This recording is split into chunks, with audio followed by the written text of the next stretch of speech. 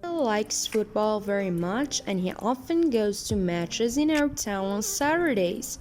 He does not go to the best seats because they are very expensive and he does not see his friends there.